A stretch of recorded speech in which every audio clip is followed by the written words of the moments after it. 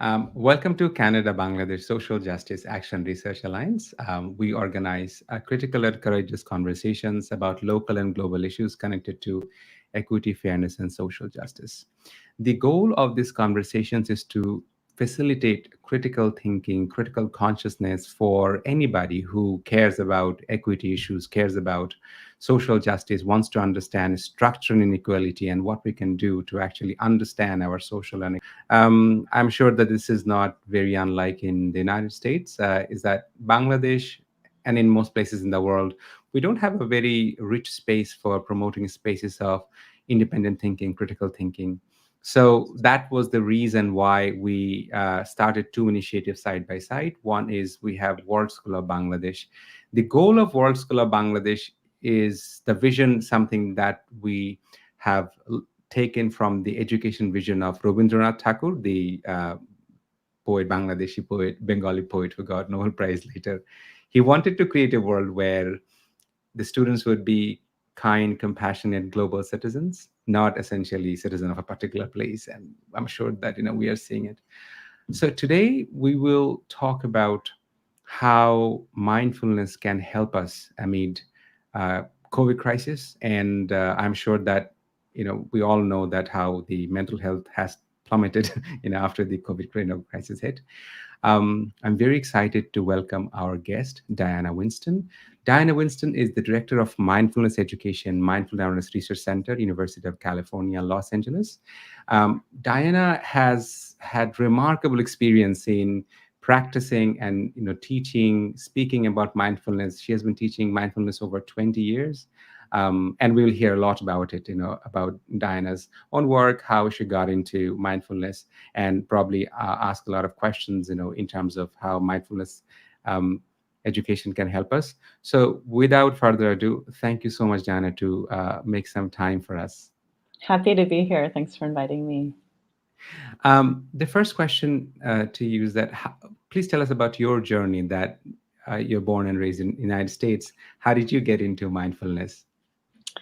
Yeah, I started practicing mindfulness actually I got exposed to it in India and Thailand in the late 80s. So I had been an exchange student in Thailand when I was in my junior year of college, and then I didn't get interested in, but I was sort of like on the periphery of the Buddhist practices in Thailand. And then after I graduated, I went back to Asia, and I was living in India, sort of traveling around, and I ended up in Dharamsala, where the Dalai Lama's government in exile is. And there was a lot of people practicing Tibetan Buddhism, which I got sort of interested in, and then soon went back to Thailand. I was exposed to my first mindfulness teachings and practice. And that sort of, I just was completely fell in love with it. Like, this is a practice for me. It was so interesting, so helpful. And then devoted the next period of my life for lots of intensive practice and long retreats over many years. And you have lived, I believe, in your book, fully present says that nearly 2 years, in Burma, right? Yeah, it was actually 1 year as a Buddhist nun. I ordained as a Buddhist nun in the monastery in Burma, Myanmar. Yeah. Um, so, I'm curious that when you practice mindfulness in the United States, and we are not immune to our circumstances, environment, and what have you. So, what were some of the differences that you've experienced when you're practicing mindfulness as a Buddhist nun in Burma, as opposed to when you're practicing in the United States? Well, I mean, when you're practicing in the monastery, you're amidst all the cultural elements of it, right? So in the United States, if you practice mindfulness, it can be very stripped down. It can be just like you do the meditation practice. But when I was in Burma, I was ordained as a nun. I was wearing robes. We had a very rigorous schedule. I didn't talk to anyone for a year, literally, well, a little tiny bit. I shaved my head. And there was also the whole sort of like a bit more of a worldview and cosmology of Buddhism that was attached to it too. So you're both in the cultural context, and there was a whole worldview in which you're practicing, which to me ultimately became not so interesting. Like I wasn't so interested in the world. I was very, very interested in the practice, which I thought could really benefit people throughout the world, no matter what their background was. You didn't have to be Buddhist. So when I later left the monastery and started my career at UCLA and so forth, I knew that I wanted to teach these without the Buddhist overlay, but just the essence of the practices. Mm-hmm. Could you tell us about Mark and your collaboration with Dr. Susan, and how did that all happen? Sure. So after I came back from these years of practice, and I was trained as a Buddhist teacher up I was living in Northern California. And I started being interested in this question that I already brought up, like how do we teach this in a secular way that won't turn anyone away, making it radically accessible to people from all backgrounds. And I was invited by Susan Smalley, who was a professor. She was a genetics professor at UCLA, to come help teach on a research study that they were doing on mindfulness and attention deficit disorder in adults and teenagers and adolescents. So I was kind of collaborating with them on that, teaching it, and we realized that we shared this vision. So Sue, just to back up a little bit about Sue had been a very serious scientist studying genetic research into autism and ADHD, and she ended up having a cancer scare. And when she had the cancer scare, it brought her to practices like meditation and yoga. She became a vegetarian. She just all sorts of practices. When she healed from the cancer, she came back to UCLA and she said, I want to bring this back into an academic setting because I think there's the same thing, high impact level when it's taught in academia with research and education. And that's when she and I met. So when I helped on that study, I taught for that study, the ADHD study. She then said, come, I'll create a job for you at UCLA. And I said, no way, I'm never going to leave Northern California, which of course proved to be untrue because I have now been in Los Angeles for 15 years. Could you, so in Bangladeshi social context or South Asian social context, we are mindfulness or meditation is more or less familiar. We kind of know, but if you were to explain to a person who has never heard the word mindfulness or meditation, how would you explain this to, let's say, a high school student? This is what mindfulness is. Okay, happy to do it. So let me also just say a couple things I forgot to say a moment ago, which is that together, Sue and I, and then many other people since then, built the Mindful Awareness Research Center. And that's a center devoted to education and research of mindfulness, which I'm about to explain what it is in a moment. So that's what I've been doing, in case people are wondering. I teach mindfulness to people. I train teachers. We bring it into schools and medical settings and businesses and train people to do that. So, and of course, it's integrated into the university. So we have credit courses for students. You can participate. We have summer courses. We have all sorts of things that now we have a global reach with our program through, of course, because everything is online. And we even have an app, UCLA Mindful. So to answer your question, now people are wondering, what is mindfulness? I define it as paying attention to our present moment experiences with openness, curiosity, and a willingness to be with that experience. So it's really about what we do with our attention, where we place our attention. Much of the time, we're lost in the past or the future. If you check into your mind during the day, you'll notice you're thinking about the past, replaying it. Why did I do that? Why did I say that? Or you're thinking about the future, planning, obsessing, worrying, going into the worst case scenario. Mindfulness is this invitation into this present moment, because in this present moment, it's not always available, but there can be a place of pause, of ease and well-being. And that's the invitation with mindfulness, to come back to the present moment. In terms of, I want to know more about Way to Kindly. Is that when you say that UCLA has a global collaboration now, at least in where I am now at the moment in Canada, there are schools where you have integrated mindfulness practices. In Bangladesh, and this is where I think it's rather sad, is that you will find out in the most expensive private schools, where there are a lot of resources, you will be able to see this kind of practices. But when it comes to some of the most resource-strained communities, schools, where they could benefit tremendously with mindfulness, particularly young students who are struggling with it. You don't have that kind of collaboration there. Uh, so, what kind of collaboration UCLA has globally, and what kind of programs they have been able to engage so far? So there's been many things over the years. A lot of what we do, we have programs of our own, but mostly they're we help advise with people who are developing programs throughout, really, I mean, primarily United States, but also worldwide. So it's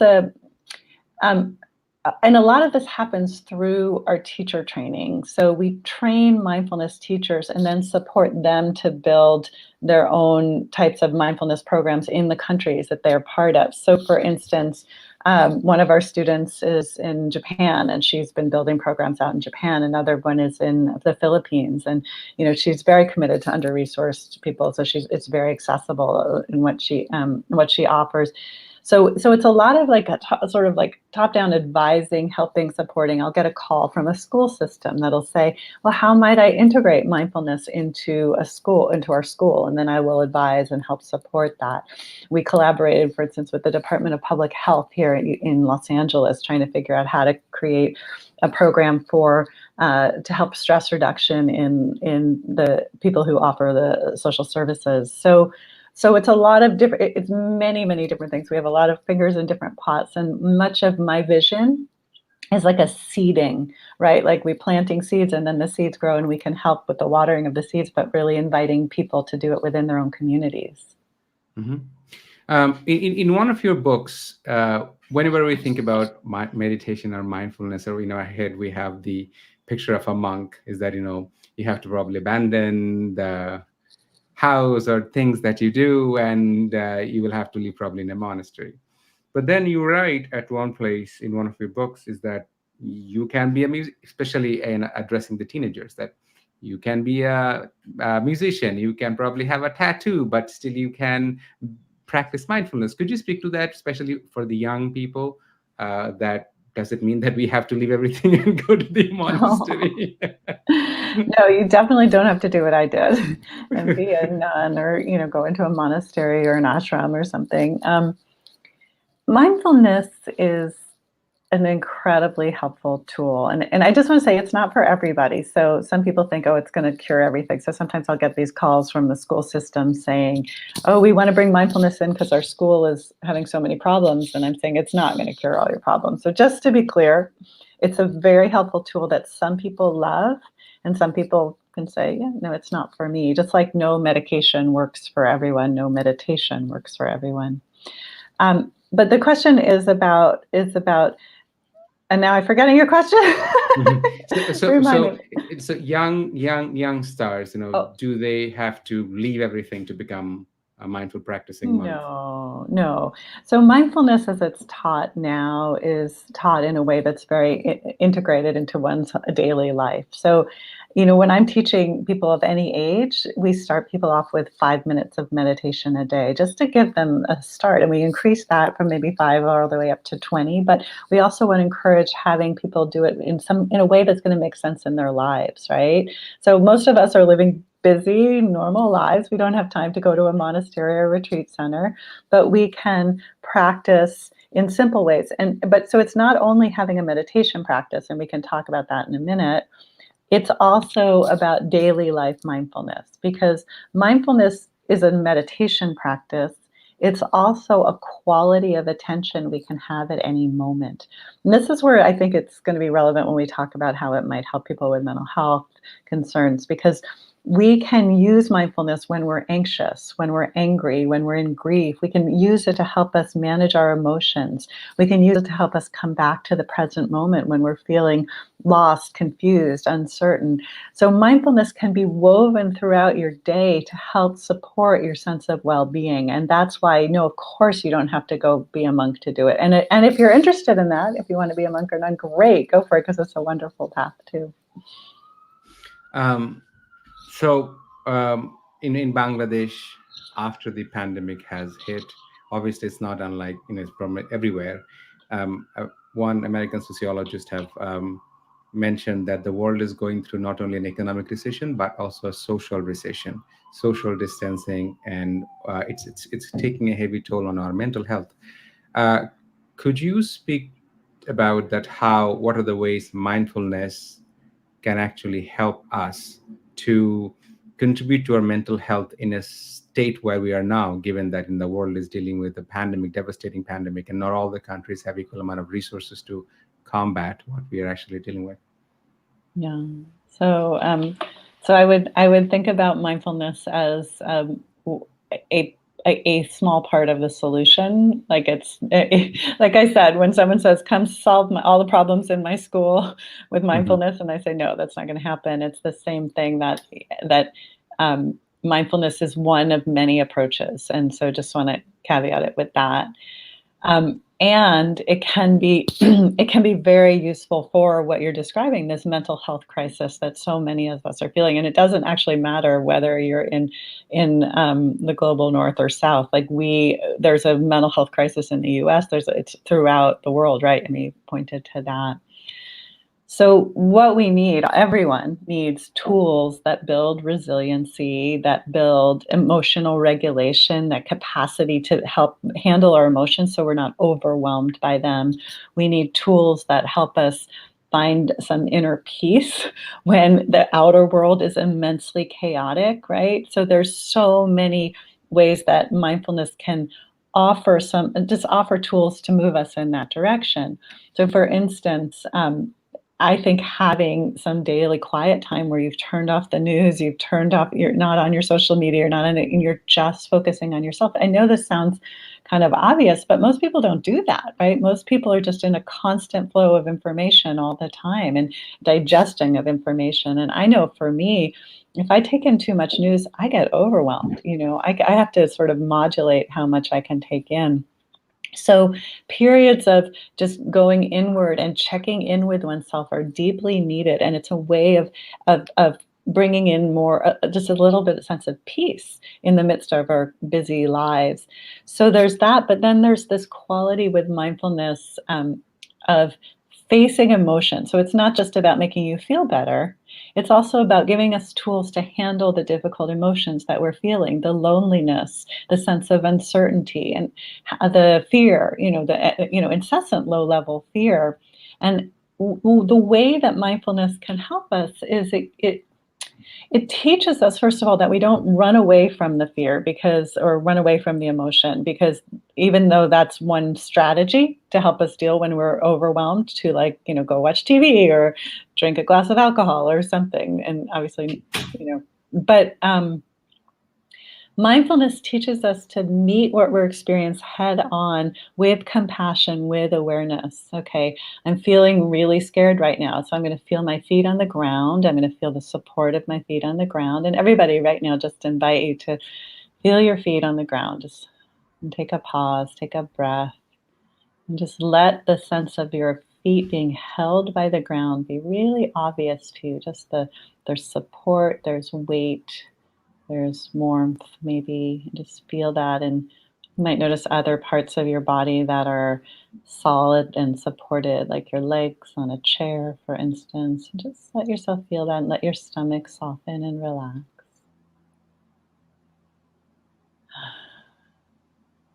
So this is the first step of beginning to let ourselves feel our emotion, is getting some solidity, some grounding, and then what's here? And you might notice, oh, my heart is racing, my stomach is clenched, my jaw is tight. Can I be present with kindness, with awareness, with what's happening? And oftentimes we can learn to regulate ourselves, especially when things are feeling so challenging. So that's another way. And there's others, but that we can use mindfulness. Yeah. Um, you have been teaching mindfulness for a very long time, and you have taught from um, young stars as young as 12, 13 to teachers. Um, what are some of you have mentioned, and I've taken the notes, that social media, and you've talked about loneliness. I'm so one very important book that actually, informed me the idea of attention economy. So Tim Wu, his book Attention Merchant, where Tim Wu was actually identifying that attention is the most profitable commodity in the world at the moment. Now, when you have a global economy that is after your attention and my attention, and attention is the most profitable commodity, um, us parents, or probably, we probably have had some time, not everybody, have had some time to think about it and try to disconnect and pay attention to our emotions and what have you. But then you also have talked about loneliness. Professor John Cacioppo's book Loneliness is that loneliness, now the world is going through a pandemic, but Professor Cacioppo has already talked about is that loneliness is the biggest health crisis in the world. If it wasn't for COVID, it would become the pandemic, the global health and a public health issue.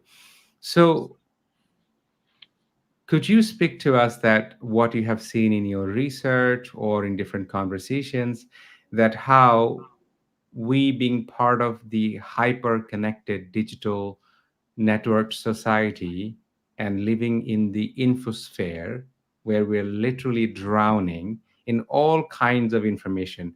In one information, one news, you see that a 15-year-old teenager fell to his death from a plane that was trying to escape from Afghanistan, and the next video you see, probably a kitten is, so it's this. I mean, you see something, we don't have time to let it actually even examine how we are feeling. What are your thoughts about this hyper-connected, digitally networked society, and how is it actually impacting our health, our mental health, our physical health? Well, I certainly agree with everything you're saying, and in my observation and my reading as well, in terms of the impact that this hyper-connected society is having on us. It's not positive. Let's just put it that way. I mean, there are some things that are positive, so I don't want to say it's automatically all bad. But as you're pointing to, there is this attention not only can be capitalized upon, but it's also it is ours. It is our most precious commodity, right? So, and I say precious because what we do with our attention matters. You can put your attention on an endless stream of violence, or you can put your attention on something that builds a sense of kindness and ease and well-being inside you, right? So we have a choice. Now, granted, there are social forces that are kind of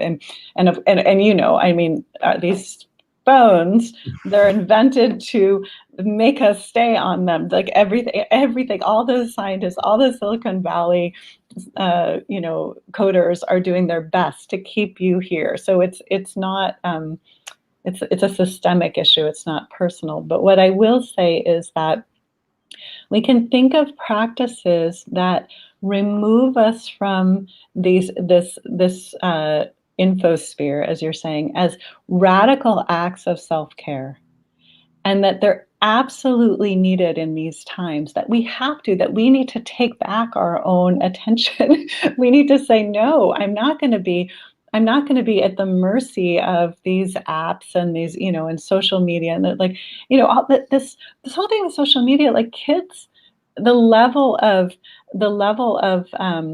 comparing and shame and despair that is happening now because of social media, especially in young girls. This is there's a lot of research on that now.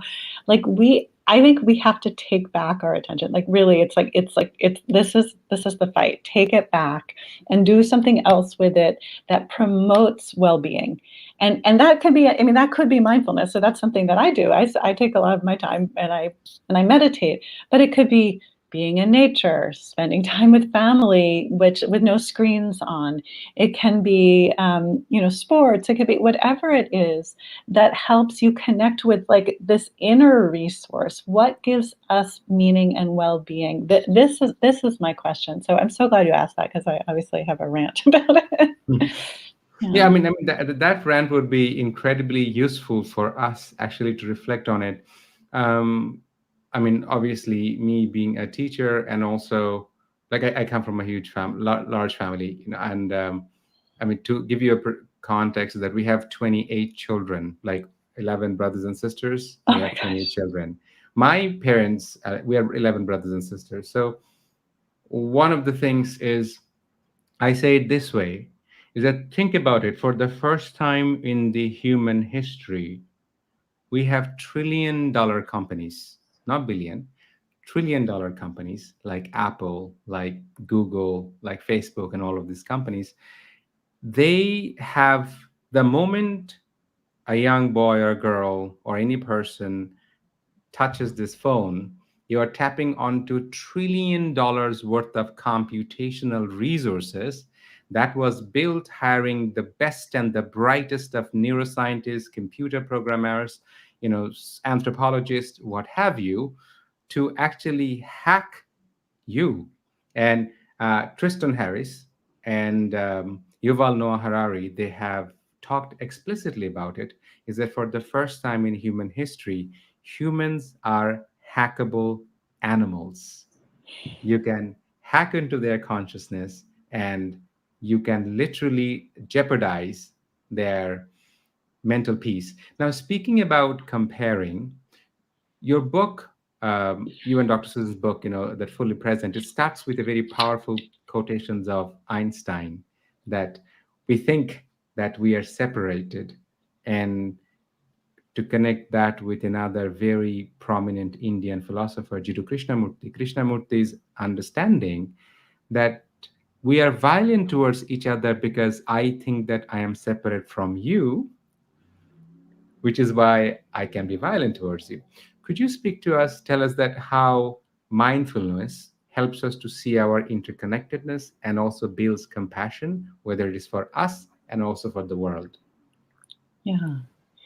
Um, so I agree with you. I think that one of the ways in which we can heal the split and the disconnect from ourselves and from each other is through practices that build a sense of empathy and altruism and interconnection. And I will say I'm going to give you a little bit of research, and I'm going to give you some anecdotal. So anecdotally, I have over teaching thousands and thousands of people for decades, people report as they develop this practice more kindness, more compassion for themselves, a lot of self-compassion, compassion for others.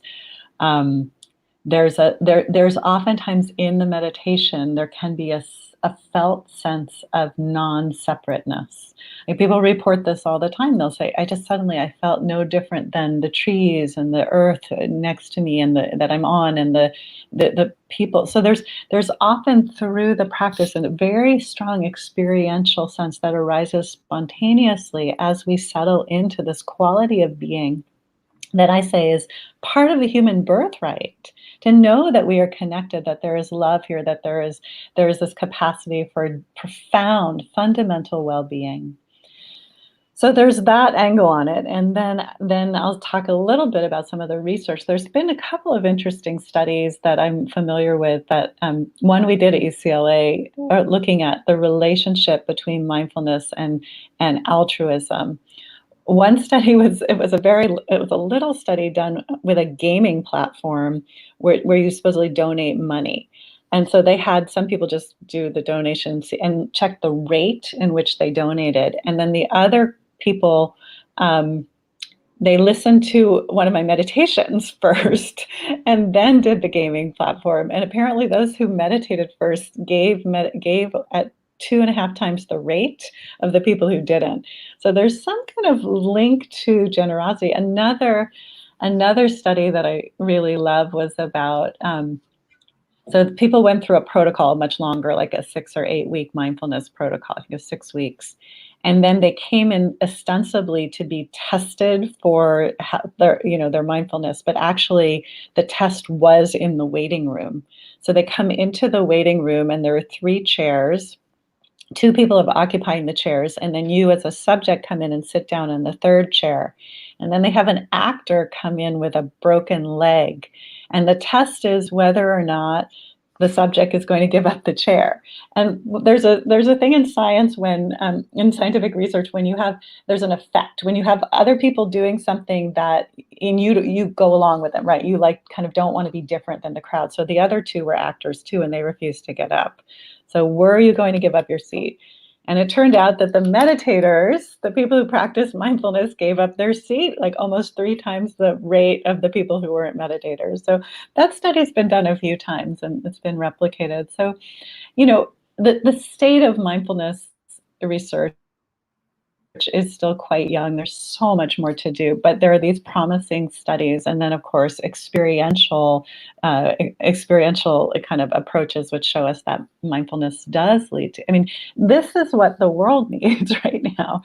We've got because I mean, I'm seeing in my own, like even in my daughter's school, I have a 12-year-old, there's all this polarization. And I live in Los Angeles, which is a very progressive place, but there's polarization around the parents, even in Los Angeles. You should be masked, you shouldn't be masked, right? And I'm watching this, I'm going, everybody is so angry and so scared. And how do we bridge these divides so that we can like at least feel a little better and stop treating each other like enemies? So I don't know, there's a long way to go, but here we are. I think there are some pretty robust documents and research that shows that could probably be used actually to see how urgent it is for us to be mindful. So, for instance, whether you look at, the idea, the psychology of uncanny, is that the entire nation as an apparatus, you have media, you have powerful interest groups, their objective is to actually create division, polarization, because by creating polarization, it serves their interest. So it's versus the white versus the black. Then you have the in American versus the non-American. And Yuval Noah Harari has identified it sufficiently, is that the idea of American, like for example, Diana is American. What does it even mean? What does it even mean? But whether you deserve to live or not can be this, that one piece of word that you are an American. I mean, all we need to do is to go to see the American border and see that how inhumanly that in 1 year alone, 17 children died in dog cages. So I think that what mindfulness and could probably let us see is that the difference that we think between us versus them, the otherization, could actually collapse if we would be able to tap onto our ability to see our interconnectedness. Bangladesh is a huge victim of that. We were a British colony for 200 years. So the conflict between Hindus and Muslims and all different groups, you were Indian, you were a Pakistani, you were Bangladeshi, and all of that, and we bring it here. In terms of education, do you think that in future, not now or even in future, it has been, the neuroscientists have seen it, that mindfulness literally rewires our neural pathways, which, makes us operate differently. What are some of the biggest barriers you think in order to adopt mindfulness practices in our curriculum in school systems, whether it is in the United States or in India, all the places you have experiences? Well, I've watched the field of mindfulness and education grow over these probably 15 years. And there's been so many different approaches, and some things have worked really well and some things have not worked well. And I can say a few things that I know what worked well and what didn't work well. There's been kind of two models that I've observed. One is that there are programs that are created that develop teachers who go into the schools and then teach different, they'll teach all the grades and then they'll kind of leave. And that was the beginning. when they, in the early days, that's how they started. And what people found is that tends not to be helpful because it doesn't create much systemic change. It just educates the children that year. Maybe they do some programs for the teachers as well. What seems to be more helpful is a more systemic approach where the school buys into it on a very like wide level. So the administrators, the teachers, the parents, and the children all learning to varying degrees and in appropriate ways for them. So but I'll tell you, that doesn't happen that much. So when you can do it in that way, that's how like systemic change happens, and mindfulness gets built into the schools. And I'm sad to say that I've mostly only seen that in private schools. I have not in, for the, yeah. Although there are school systems that have tried it on that level, and there's to working to varying degrees. There's something going on in Portland in the high schools called Tools for Peace that's working pretty well. There's a big research study bringing it into somewhere in the US in the Southeast. I can't remember at this moment, but often when it's connected to research, that is helpful because then we see measurable results. So that's like the bigger picture of bringing it in. But there are other obstacles, like for instance, and this has happened, and I don't know, I'd be curious in Bangladesh because of different cultural religious setting, but where parents object to it because they say, oh, you're bringing in Buddhism, or if you're bringing in yoga, you're bringing in Hinduism, and we can't have that in the schools. So there's been 2 lawsuits, only 2 in 15 years. One was against yoga that parents brought, saying that they were teaching Hinduism, and one was against in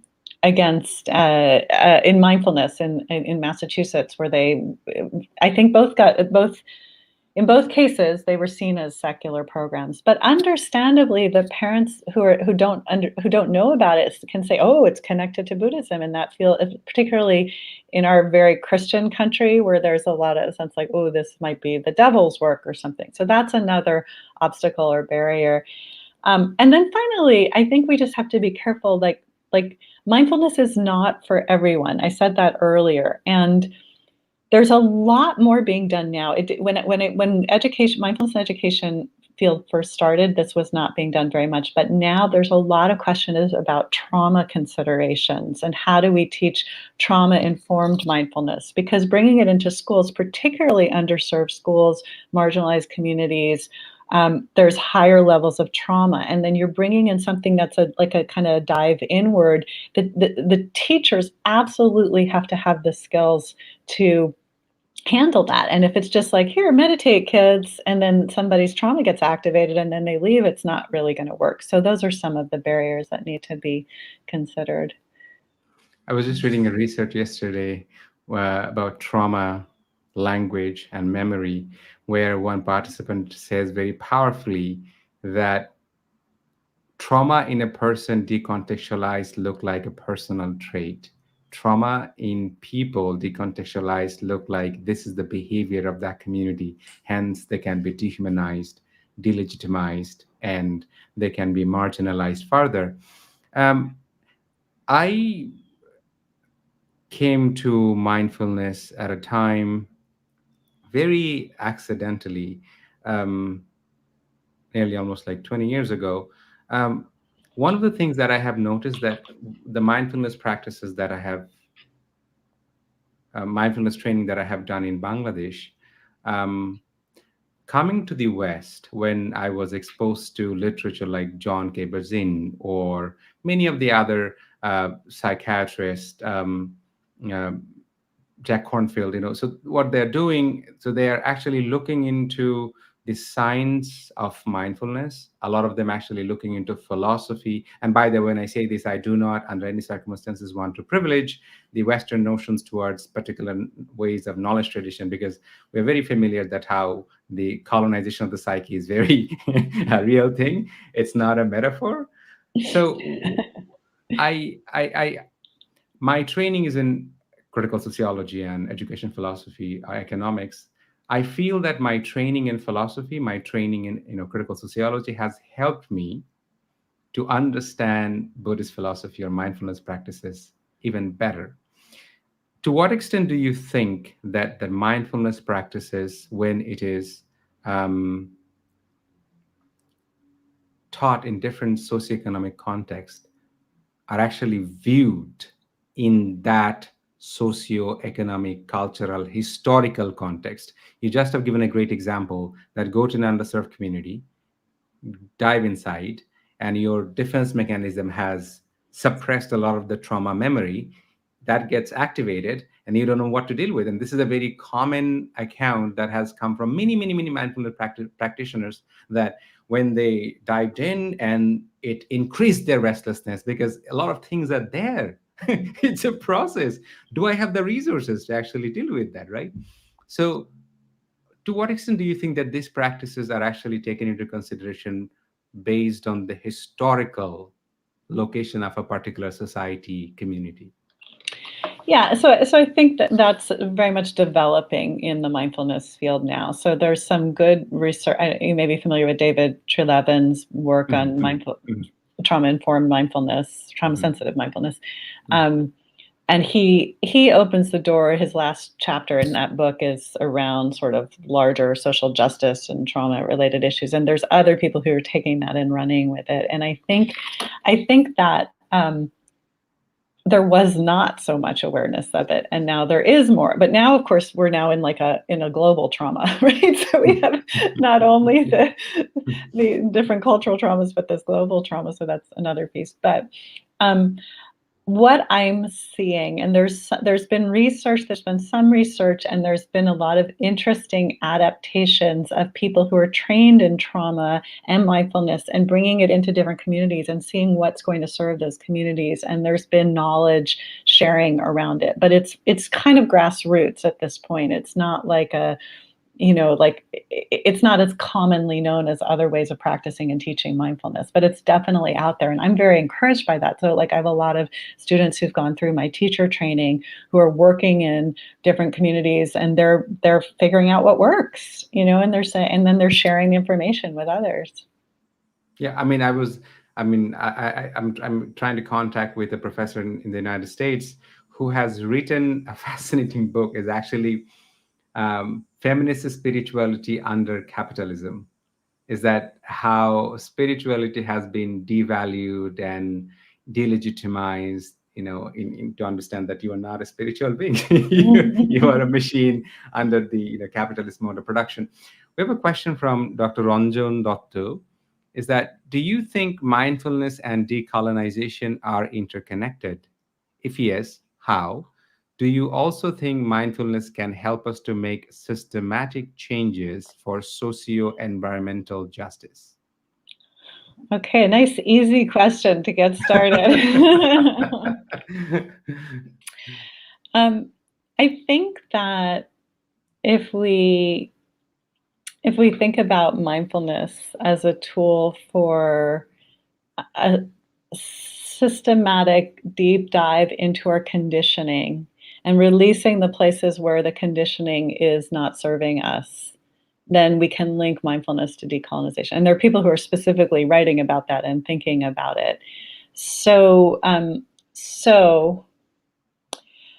but this is hard. It's much harder because mindfulness, as it's presented in a larger cultural way, it's sort of like stress reduction, feel better, and everybody needs that. So it's not a bad thing, but it's just, there are people who are looking at how mindfulness can help us with implicit bias and dealing with our internalized racism or sexism or homophobia. Like there are ways that mindfulness, because mindfulness is about awareness and helping us to see our patterns. And once we have awareness, it needs to be linked to action, right? So if it's just awareness, I mean, that's fantastic, but there needs to be further steps. And that I think is much less developed in the mindfulness field than it could be. But there's people like Rhonda McGee who wrote, her book on mindfulness and racism, and there's a number of interesting people out there doing this work. In terms of the second part of the question, can you put it back up there again, because it was about social justice? Yeah. Mhm. How do we think mindfulness makes systematic changes versus social? Oh gosh. So So there are a couple of things here. I think that there tends to. I just want to see how to answer this. For many years, I was involved with when I was more identified in a Buddhist realm. I worked for an organization called the Buddhist Peace Fellowship, and we were very much interested in this intersection between mindfulness practice and social justice, but more in the Buddhist lens. And that work has continued. So there's a lot of work within the Buddhist community, not a lot, but there's many people doing this work, especially internationally. There's an incredible organization called the International Network of Engaged Buddhists that is still out there doing great work, and it's a lot of it is in Asia. So those of you who are in Bangladesh might be curious to look it up, the INEB.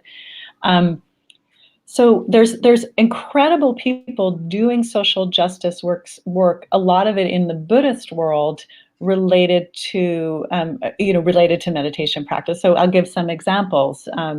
People like my mind just went blank, but I was going to say Aung San Suu Kyi, but she's now fairly controversial because of all that's happening in her country. But she was this beacon of peace and social, trying to bring democracy to her country. There are people like Sulak Sivaraksa in Thailand, who's been fighting against corruption and has been in the government and in the monarchy, and has been arrested over many, many years and been doing these nonviolent protests against corruption. There's the monks in Thailand who ordain the trees to protect them, because the monks are considered the highest level of worthy of veneration in Thailand. So they thought, what if we ordain the trees? It could prevent clear cutting. So there's example after example. There's Sarvodia, which is both a service organization, and it's working towards cultural institutional change in Sri Lanka with Dr. Arya Ratne. So there's many examples in the Buddhist world of bringing meditation together with social justice and environmental justice. The mindfulness world is a lot more behind because it's newer. It's like 15 years, 20 years, 30 years. Well, you could say 30 years of bringing mindfulness in the secular context. And I will say, this is my argument I really like to make, which is that I think it is a social justice act to bring mindfulness into institutions and change them from within. So the fact that we are, that schools are becoming kinder places because of mindfulness, or corporations are changing how they do business because of mindfulness, or medical approaches are not so discounting individuals and going towards symptom relief without looking at the whole person. And there's so many ways in which mindfulness is infiltrating these fields and moving it in the direction of cultural institutional change. I would say that I think we need a radical next step, which is our world. Everybody knows it. We're not in a good time, right? It's falling apart. Things are falling apart. So what is a mindfulness response that can be collective and actually can have an impact? We have in the U.S. government, we have one mindfulness advocate who is a representative from Ohio, Tim, my mind is blanking, but his name. Sorry, Tim, you're mad because I can't remember your last name. But anyway, can we bring it into the government? Can we bring it into all levels? These are questions that I think are for the future of the mindfulness movement. I think Pema Chodron has done an exceptional work. That she had one practice that sitting for peace, sit quietly for peace. I think one of the challenges, and which definitely I can speak to it anecdotally, is that you just have given the example of Myanmar, that we have seen in Myanmar when the military started politically motivated propaganda. They were exceptionally successful in marching Buddhist into marauders Buddhist, that were motivated to do ethnic cleansing. So I think sometimes we do not understand Buddhism or any religion critically because we fear to question. We fear to question. So I think scholars like David Livingston Smith, who has been studying human cruelty for the 4 decades, Mm. would say that the idea of morality, the idea of creating the binary, the right and wrong, how it creates the environment for the fertile environment for facilitating all those cruelty. Now, I'm going to I want to want us to discuss something challenging in terms of mindfulness practices. Uh, you have already mentioned that in private schools, mindfulness practices are better adopted, and I have seen the same in Bangladesh as well. That but not in the resource poor, under-resourced schools where they could benefit tremendously from it. So, dare I say that even the mindfulness practices are becoming, to some extent, subject to neoliberalization of the practices. That do you have the resources to be able to do mindfulness? At the same time, it has become a marketing gimmick for many people, for many places, that come to mindfulness and you shall live in nirvana for the rest of your eternity. Whereas many Buddhist scholars have said that if you experience bliss, it is a byproduct of mindfulness. It is not essentially something that you should hold on to. Scholars like Chogyam Trungpa has specifically named it that spiritual materialism, that you can experience a moment of bliss, but if you want to hold on to that mental high that I felt connected to each and everything in the world, you are falling into the trap of ego. Could you speak to that, how in different parts of the world, mindfulness is packaged in this marketing campaign kind of thing, like, oh, here is one silver bullet that's going to solve all of your problem. And in your experience, what is being done where mindfulness practice teachers are coming and telling explicitly that if you experience bliss, it is a byproduct. But if that is your goal, that you're falling into the trap again. Could you speak to that, please? Yeah, sure. So okay, I'll take a step back and say that in the history of Buddhism, Mm-hmm. when you look at when Buddhism has gone from India into the many different countries, it's adopted the cultural trappings, right? So it became one thing in Tibet and one thing in China and one thing in Southeast Asia and so forth. So when it came to the U.S., it adopted consumerism, capitalism, right? Buy a nice zafu and a meditation cushion, and so this is what we're looking at. But and some good things, wonderful things too. Scientific research, I think, originated primarily in the U.S. and in mindfulness, not scientific. You know what I'm saying? And then. And then the addition of Western psychology in the mindfulness field. So there's a lot that's good, but there's this really negative side too. So I kind of feel like, yeah, this is the shadow of the U.S. culture and Western culture, and um, the main thing is like the positive thing is it gets it out there. The negative thing is it distorts it. So we have to be really, really careful as like consumers of mindfulness to not get caught into the hype. And there's a hype in a lot of different ways. There's hype around the research, like mindfulness is going to solve all your problems. I was once in a magazine. They quoted, it wasn't my quote, but I only saw it because I saw the quote that they said mindfulness will reduce depression and decrease your belly fat. Definitely that is not the case. So there's a lot of hype, and we have to be careful of the hype. And so that's sort of one part of the question of like, how do we just be careful of the hype, the scientific hype. There's, the science is very, very young. I mentioned this earlier. There's only about 6,000 or 7,000 studies looking at mindfulness and its efficacy. That sounds like a lot, but if you were to say how many studies are there looking at how exercise is can positively impact heart disease, you would find 65,000 studies. So we want to be very, very careful of the hype around mindfulness as this thing that it's going to like cure all our problems and solve everything. So I know there was more to your question, and I'm not remembering the second part. Can you remind me? Yeah. So let's say if I give a very prominent example, who adopted later the name Harvard psychiatrist Ram Dass. Mhm. So when he went to India, and all of a sudden meeting his teacher, he sort of was into this existential crisis that pretty much anything and everything that he has learned about psychology from Western education, you don't become a Harvard professor for no reason. There must be a reason why you become a Harvard professor.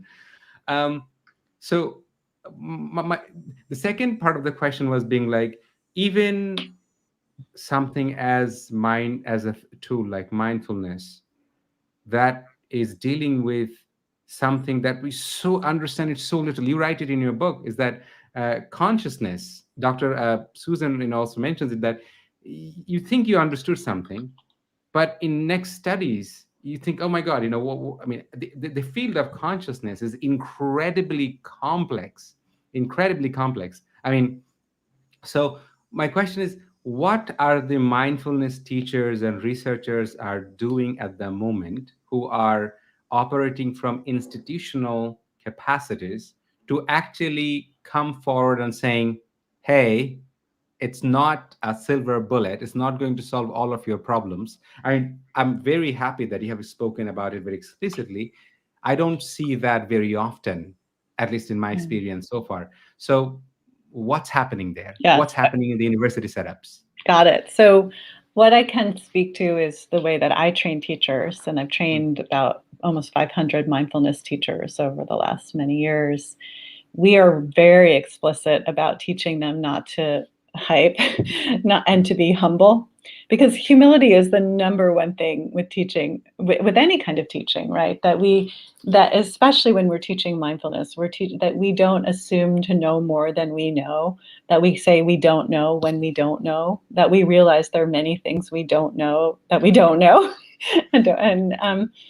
And so in it built into our teacher training I'm hopefully training, all those people, that they walk away and that they hold this value of the importance of not knowing, and caution, and recognizing that this is a long haul. It's not going to be figured out today or tomorrow. I'm also very involved in something called the International Mindfulness Teachers Association, which is a organization that certifies mindfulness teachers, because what you were pointing to before is a big problem in the field. Anybody can take like a 2-day mindfulness course and then put up a shingle and say, I'm a mindfulness teacher. And so because of that issue, I've been helping to develop this organization which accredits teacher training programs and credentials individuals who've gone through a 200-hour training program that includes these values that we want to get across, that a strong ethical component. So the teachers keep to a strong ethical professional standards, and what their education looks like is very clear. So that's something that I think can help with the issue that you're talking about, is sort of a bigger systemic approach of developing the field in such a way that it's professionalized and meets certain standards. Yeah. I mean, I certainly can. I'm sure that you have seen as well what I'm going to quote right now, is that you can attend a 2-day workshop, and you can have wrap around you that says the Indian word Om on it, and you can probably choose to eat vegan. I think the poverty, in my small experience, I have seen in a lot of in personal intimate conversation, is that mindfulness attitude is rooted in very rich philosophical tradition. It's not essentially sitting in a cross-legged position. It's much more than that. Now, what do UCLA does, Mark, Mindfulness Awareness in a Research Center does, when, let's say, any resource-constrained community from any part of the world reaches out to you and saying, hey, I am in this part of the world and we're dealing with this.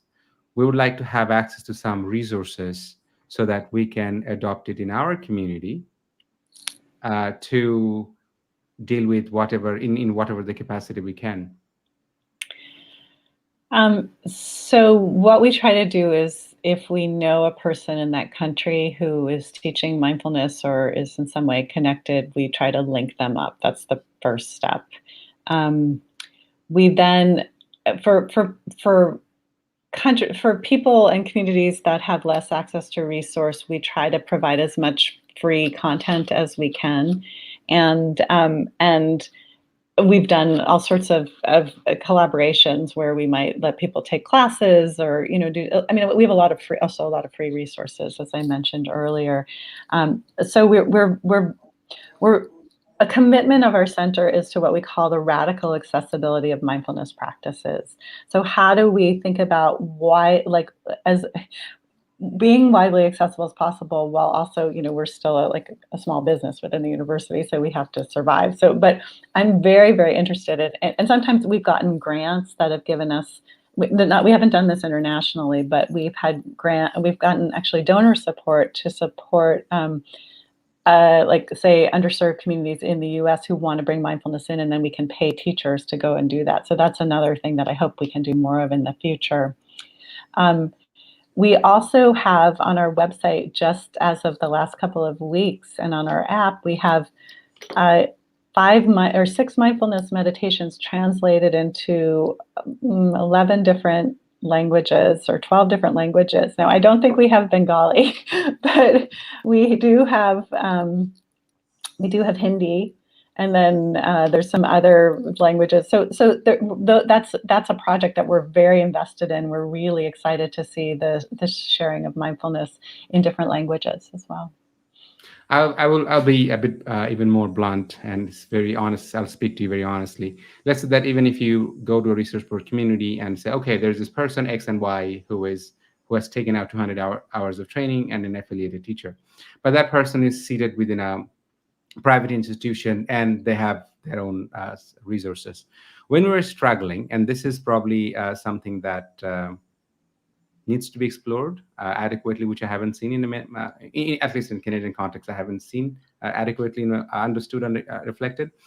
When we're struggling to find a computer in front of the computer in the midst of a pandemic, you're trying to put probably 40, 50 children. If they don't continue their education, many of them will victims of child marriage. So there, in order to be able to collaborate with an institution like UCLA, so that not everybody grows up in an understanding, compassionate, accepting environment. But if there is a collaboration, because you mentioned 6,000 studies, 6,000 studies at least is good enough for, let's say, universities set up to say that there are some scientific credibility to the benefits of mindfulness practices. So if the resource board community has some kind of collaboration with UCLA, and when those kids practice mindfulness, it would not be seen as a hocus pocus. They will not be delegitimized. But unfortunately, that does not happen. Unfortunately, if a private school reaches out to a big institution, and plenty of evidence is also in Canada, even in the cases of Buddhist monastery, it's very easy to do partnership. But where these kids are struggling even to find a piece of bread to eat and go to the next meal, when they try to collaborate, sometimes we're given cold shoulders. So I probably have spoken like an American right now. I just spoke what I have in my mind. But I think something that I'm speaking, working directly with some of the most resource-constrained communities in Bangladesh. Yeah, I hear you, and I guess I have a question for you. Is in these schools, do you think that mindfulness is the thing that is needed, or is it like more computers and more? I mean, like, what's needed?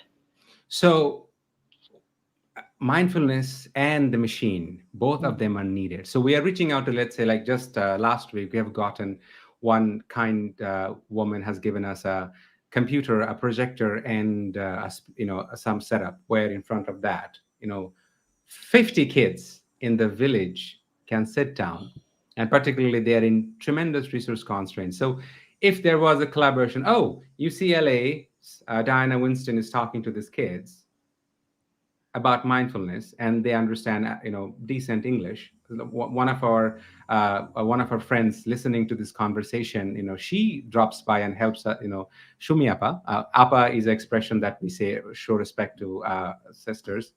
she drops by and she teaches us, mindful breathing time to time. And I have heard this without any exception. Every time she asks after the breathing exercise or after, self-compassion, she would ask, how are you feeling? And the joy, the Mm. the brightness that you see in their faces is that they need to deal with these hard circumstances. But to be able to collaborate with UCLA would give them greater legitimacy in academic setting, because UCLA is an academic institution, and the schools that I'm talking about are also academic institutions, but they're not profitable institutions. These are the schools that you're surviving based on pure voluntary work. Like, I know that you are part of the Buddhist Alliance of Social Justice, at one point. So I'm speaking from that point, that what are the ways that some resource constant communities can reach out to you, so they're saying, okay, whatever you can give us, participate, in one session in 1 month or 2 months, and that give the schools and colleges to take mindfulness seriously, if that makes any sense. Well, of course it does. If there is a way that our center can be supportive, I'm completely on board, and we would love to support communities that are interested in mindfulness, and the teachers and the students themselves. It might be one of our trained teachers, it might not be me, but we have a lot of people who want to do that kind of work, who are deeply committed to that, and that's part of our mission. So you or others can ask for sure. Yeah. Thank you very much. Thank you very much, Diana. It was a pleasure talking to you, and I would like to consider this as one of the many conversations that we would like to have to understand, to explore mindfulness in greater details, and use mindfulness, to improve our mental health, and understand that and how it can help our life in many ways. So once again, thank you very much, Diana, for making some time for us. My pleasure. I really enjoyed this conversation. It's great. Thank you. We look forward to have future conversations with you. Have a wonderful day. You too. Bye.